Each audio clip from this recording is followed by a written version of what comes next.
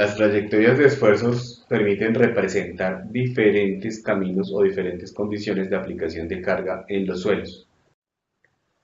El estado bidimensional de esfuerzos se puede representar siempre mediante una trayectoria de esfuerzos, teniendo en cuenta que el incremento de esfuerzos que se presenta en un punto del continuo a medida que se carga o cuando se descarga un material puede ser representado gráficamente, dando una mejor ilustración de la magnitud y tipo de esfuerzo al que ha estado sometido un material y su respuesta mecánica para establecer el comportamiento de dicho material.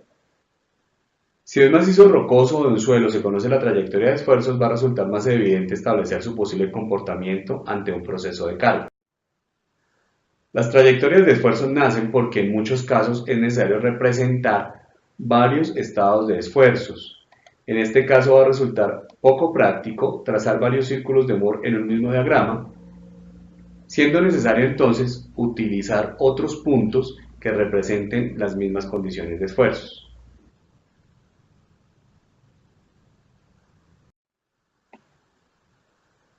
Las trayectorias de esfuerzos representan cambios de esfuerzos que sufre un punto del material.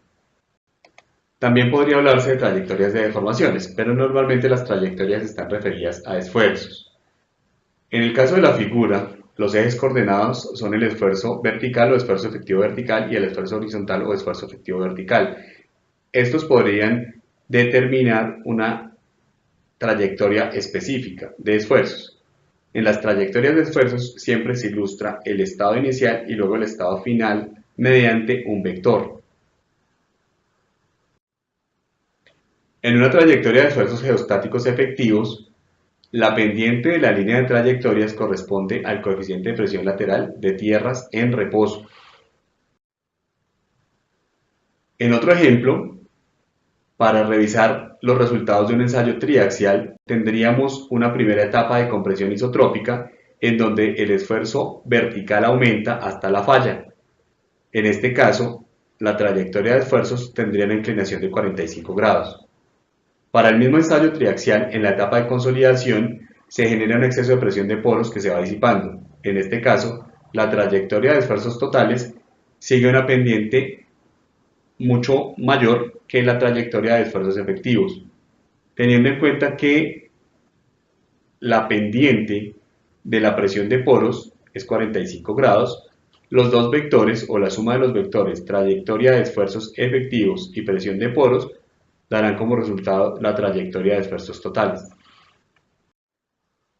Otros estados de esfuerzos que se pueden representar mediante trayectorias serían, por ejemplo, la compresión axial. En este caso, la compresión axial corresponde a un tipo de ensayo en el cual varía el esfuerzo vertical únicamente. Dependiendo del drenaje, las trayectorias de esfuerzos totales y de esfuerzos efectivos pueden coincidir. En el caso de compresión lateral, aumenta únicamente el esfuerzo horizontal. Este tipo de ensayos representan el proceso de empuje, por ejemplo, de empuje pasivo. En el caso de extensión axial, este tipo de ensayos corresponde a pruebas en donde se alivia la carga, normalmente se disminuye el esfuerzo vertical y la presión de poros tiende a ser negativa. La extensión lateral está relacionada con empujes en condición activa. Los estados de esfuerzos mencionados, compresión axial, compresión lateral, extensión axial y extensión lateral, están representados en la diapositiva. En este caso tenemos un primer tramo relacionado con los esfuerzos aerostáticos y cómo ellos se incrementan. En este caso, la pendiente de este tramo de la curva correspondería al coeficiente de presión lateral de tierras en reposo. Luego de alcanzar un determinado valor de esfuerzos, variaría uno de los esfuerzos horizontales o verticales. Por ejemplo, en el caso de la compresión axial, el esfuerzo vertical se incrementa mientras el horizontal permanece constante. Para el caso de compresión lateral, el esfuerzo horizontal se incrementa mientras el vertical permanece constante. Para el ensayo de extensión axial, lo que podríamos ver es que el esfuerzo vertical disminuye mientras el horizontal permanece constante, y de la misma forma, en el caso de extensión lateral, el esfuerzo vertical permanece constante mientras el horizontal disminuye. Las trayectorias de esfuerzos pueden dibujarse en tres direcciones. Sin embargo, resulta difícil realizar seguimiento de las líneas de trayectoria. En algunos casos se han propuesto ejes diferentes para simplificar la historia de esfuerzos de los elementos. Una de las representaciones es la representación denominada ST, que fue propuesta por Cambridge.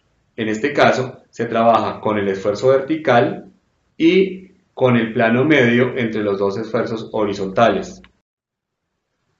La representación entonces se da en función de los ejes T y S, teniendo en cuenta que el esfuerzo T corresponderá al esfuerzo desviador, sigma 1 menos sigma 3, y el esfuerzo S puede escribirse como el promedio de los esfuerzos en las tres direcciones.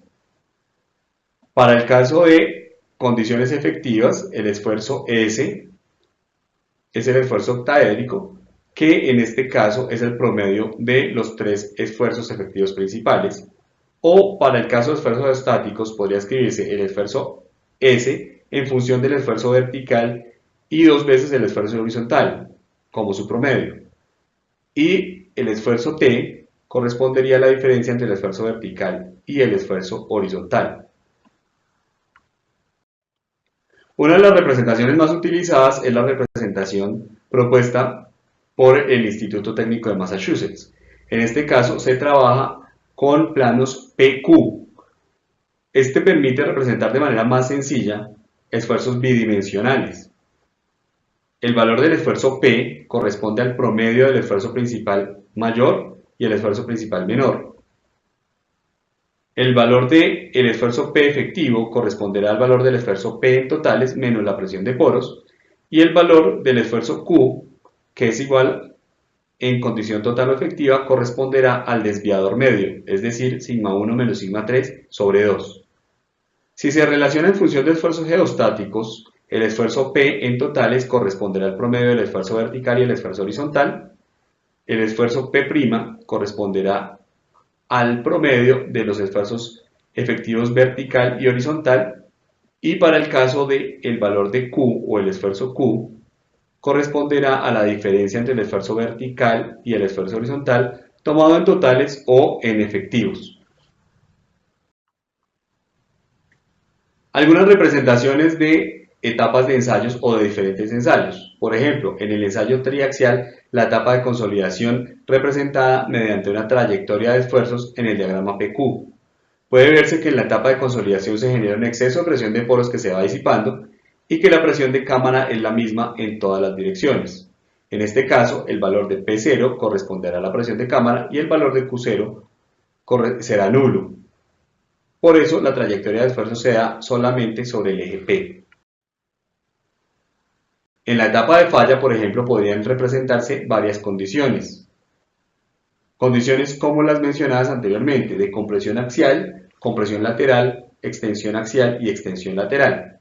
En la diapositiva se resume cuáles serían los valores de los esfuerzos P y Q para cada uno de los ensayos, por ejemplo para el caso de compresión axial, en donde se aumenta el esfuerzo vertical, y cuál sería la pendiente de la gráfica establecida mediante la relación del cambio del esfuerzo Q con respecto al cambio en el esfuerzo P. En este caso, la pendiente tiene un valor de 1.